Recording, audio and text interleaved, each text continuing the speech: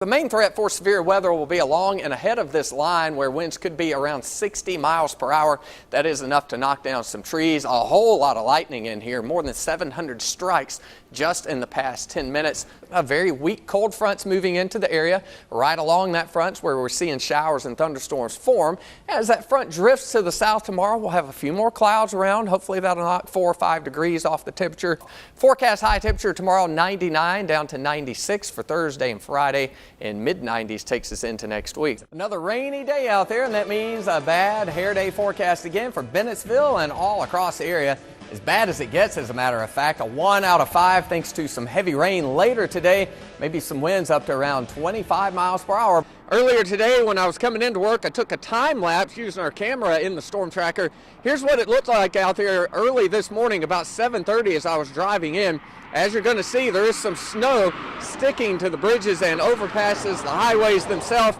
As I look out here beside me are fairly clear. Now later on tonight, that's when there is a little bit of concern. We just passed high tides. We'll have low tide coming up about 9 o'clock tonight. And then overnight tonight, another high tide, and they are expecting a storm surge here around 5 feet. All right, here we are. We are live in Myrtle Beach at the boardwalk. We've been anticipating this moment all morning. That's right, the sunrise. I'm kidding. Oh, that was wrong. That was wrong. What's up, man? Price. How are you? Good to see you. Good to be back.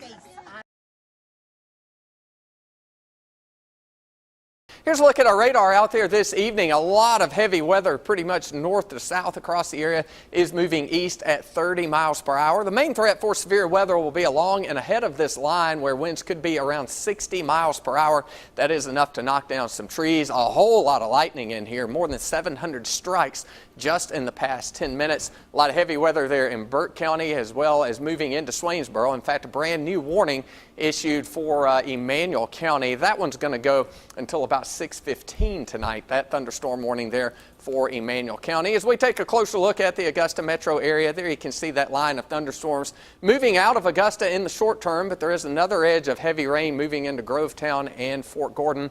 That warning continuing for about 15 more minutes. As we put our radar into hail tracking mode, where you see the purple spots there, that's where we could have quarter-size hail. So that is moving to the east toward Jackson and approaching the Aiken area as well. So if it's not storming in your area, it might be a good idea to bring your car under the shelter if you have that available.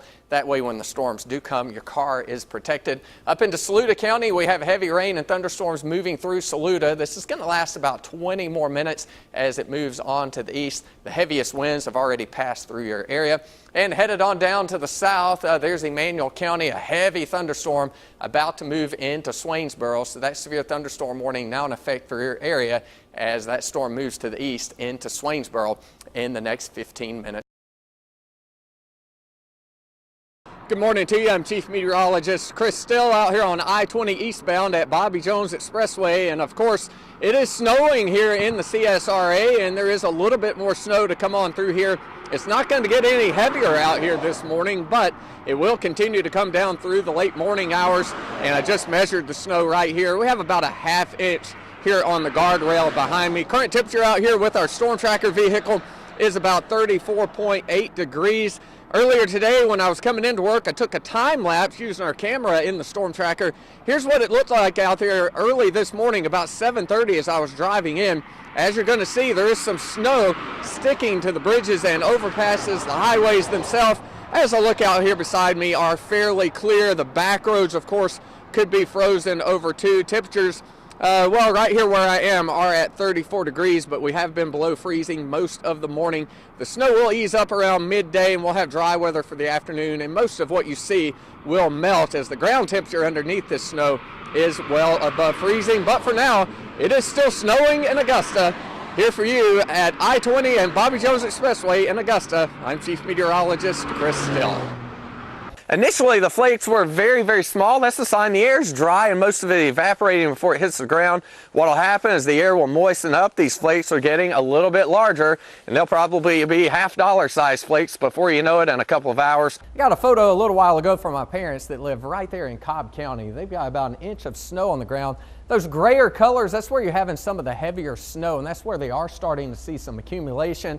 In our area, mainly rain down to the south, but these heavier patches here that are indicated on the radar, that's where we have some pockets of sleet. The ice has a higher reflectivity and tends to show up like heavy rain. That is some sleet being reported in Barnwell County. Most of the precip still to the south of the Augusta area. And all this snow will eventually work its way to the east over the next few hours. By 8 p.m., a 70% chance of snow. That's when we could start to see some accumulation. By midnight, a 60% chance of snow, 28 degrees. And then overnight, by 2 a.m., I think the snow is starting to taper off some, and it's all gone as we head toward daybreak. It is the 4th day of November and still not a bit of sunshine the entire month. Of course, it's dark right now, so even if it was clear, we wouldn't have any sunshine, but we actually have some rain across Columbia and Edgefield, Aiken County there. We'll have to zoom in kind of tight to really see where it's going. Moving off to the northeast, looks like Martinez getting some light rain right now. Evans, maybe some drizzle and mist out there. In fact, where you don't see the rain, we are talking about just kind of misty conditions out there. But as we zoom in, really tight here, there's the light rain moving out of Martinez. There's Bergen Road right there, the Savannah River, I-20. So if you live in that area, if you look outside, you've got some light rain falling out there. This is going to be about it. Maybe a trace amount of rain overnight, and that's the heavy stuff. But still, you'll find yourself using the intermittent wipers again tonight. We'll have that fog developing, so remember to have the low beams on if you're out there on the roads. On our live tower cam tonight, it is 65 degrees. Notice the wet roadways out there, even though we don't officially have rain falling here at Television Park. Northeast winds tonight at 6.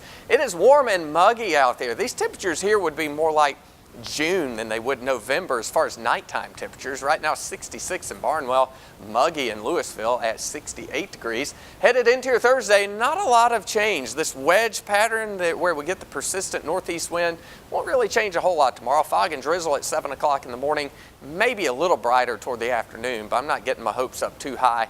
We'll get up into the mid-70s, maybe a couple of degrees warmer than it was today. Here's our satellite picture showing our weather setup. We've got our area of low pressure that dumped the heavy rain a couple of days ago, but as expected, it stalled out there over the Atlantic coast. Counterclockwise flow around that, along with a high pressure over New England, are working together to give us that northeasterly flow at the surface, and that's pulling in moisture off the Atlantic Ocean. Meanwhile, notice the rain is actually moving in from the southwest. That's a sign the winds aloft are from the southwest, and that is actually trapping that thin layer of clouds and drizzle near the surface. And as long as this wind is from the northeast, our pattern's not going to change. So let's take a look at our winds and see when that may happen. Right now, winds 5 miles per hour, mainly from the east to northeast. Our forecast tracker, though, as we head through the day on Thursday, offers some modest change to the forecast.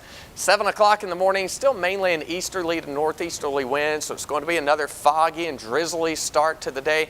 Well, look what happens, though, as we head toward the afternoon. The winds start to turn a little bit from the southeast, and they'll turn even more to the south, even the southwest by Friday. That's going to allow the sunshine to come back, and it's also going to take high temperatures into the 80s, I think, on Friday. But don't get used to it. It looks like a cold front comes in and brings us thunderstorms for the weekend. Here's your forecast tonight. Misty and drizzly out there. 65 the low in Aiken, 69 in Millen. For your Thursday, it looks like another cloudy day. Only a 20% chance of rain, but kind of dreary out there again tomorrow. A nice day out there on Friday with a high near 80. Saturday, though, Ashley, not so nice, but I'm still thinking Sunday should be decent. This is opening day for the Myrtle Beach Pelicans.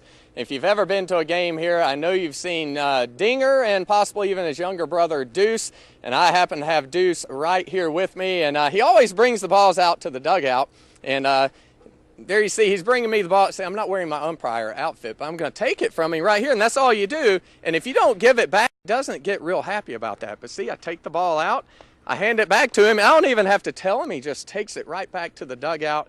And there he is. That's actually Dinger's younger brother right here. And I'm here with Maggie Neal.